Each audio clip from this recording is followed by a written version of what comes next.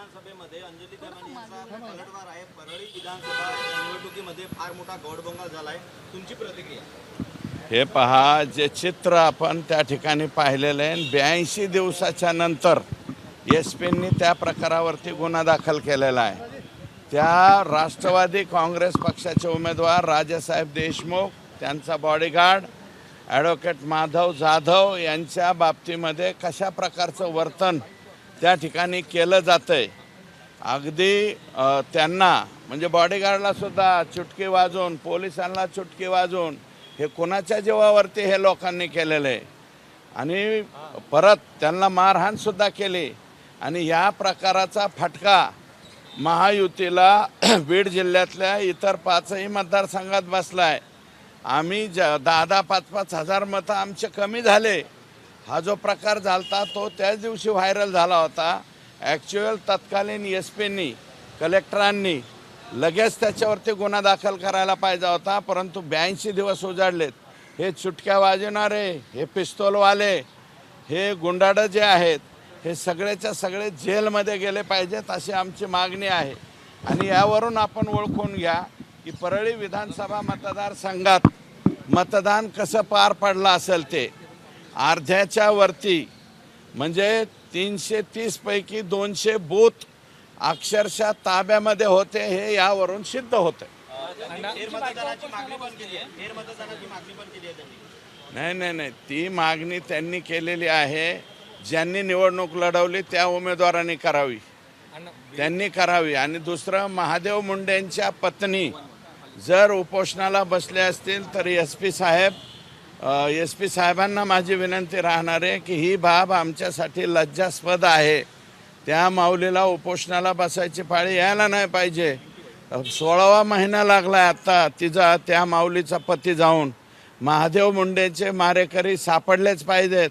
आणि ज्या दिवशी तपास DYSP-कडे दिलाय त्या दिवसापासून 12 ते 15 लोक परळीमधले गायब आहेत. जे गायब आहेत ते एस-पींनी आणि LCB आणि तिथले DYSP यांनी उचलून आणावेत आणि जेलमध्ये घालावे.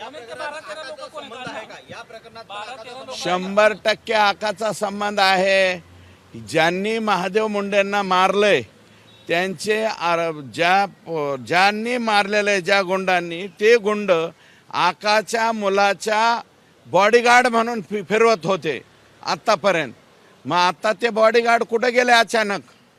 आकाच्या मुलाच्या अवतीभोवती ते नाही आहेत आणि तेच आरोपी आहेत. ते आरोपी पकडले पाहिजेत.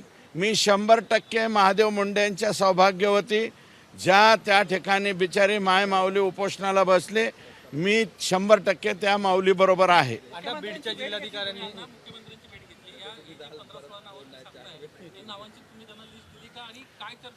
हे बघा, या नावांची एस-पीला मी यादी दिलेली आहे, डिटेल पत्र दिलेलं आहे. महादेव मुंडेंच्या बाबतीमध्ये काय काय झालेले आहेत, कोणाकोणाचे मोबाईल डिटेक्ट केले पाहिजेत, कोणाकोणाचे जे आहे CDR चेक केले पाहिजेत, याचं डिटेल पत्र मी SP आमचे जे जिल्ह्याचे नवनीतजी आहेत त्यांना दिलेलं आहे. त्यांनी लवकरात लवकर आरोपी पकडावे अशा प्रकारची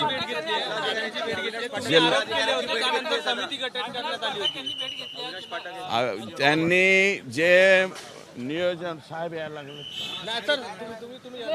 नियोजन विभागाने जे 2 वर्षाच्या प्रशासकीय मान्यता मागितल्या त्यासाठी कलेक्टर भेटले होते. मी उद्या परत अजितदादांना भेटणार आहे. 2 वर्षाच्या नाही, 5 वर्षाच्या प्रशासकीय मान्यता तपासल्या पाहिजेत. कारण सर्वाधिक जास्त गोंधळ 2019 ते मी तर 73 कोटीचं बोगस बिलं काढले, पण त्याची यादी घेऊनच आलो आहे अजितदादांना दाखवायला. परंतु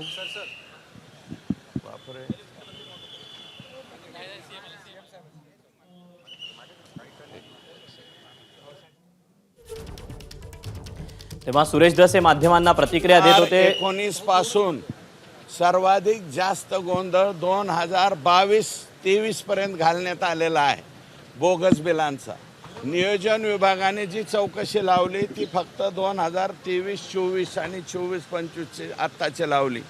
मी उद्या अजितदादांना विनंती करणार आहे की ही चौकशी 2019 पासून लावावी, कारण सर्वाधिक जास्त गोंधळ हा 2019 ते 2022 या कालावधीमध्ये केला आहे. आणि जुलैमध्ये परत आमचं महायुतीचं सरकार आलं, एकनाथ शिंदे साहेब आणि देवेंद्रजींचं.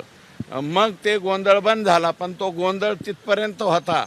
25/6/2023 पर्यंत अखेरची बोगस बिलं काढण्यात आलेली आहेत.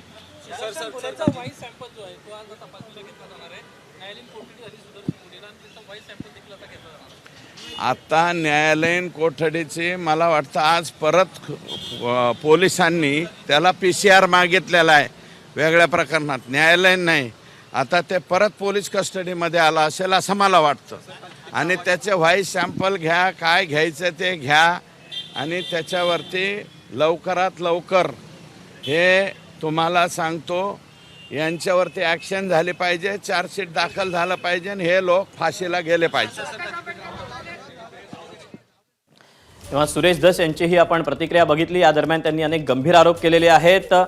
माधव जाधव या प्रकरणी त्यांनी प्रतिक्रिया दिली. यासोबतच महादेव मुंडेंचे जे मारेकरी आहेत ते आकाच्या मुलाचे बॉडीगार्ड म्हणून फिरतात असा गंभीर आरोप सुरेश धस यांनी आता या माध्यमांना प्रतिक्रिया देताना केलेला आहे. एबीपी माझा, उघडा डोळे बघा नीट.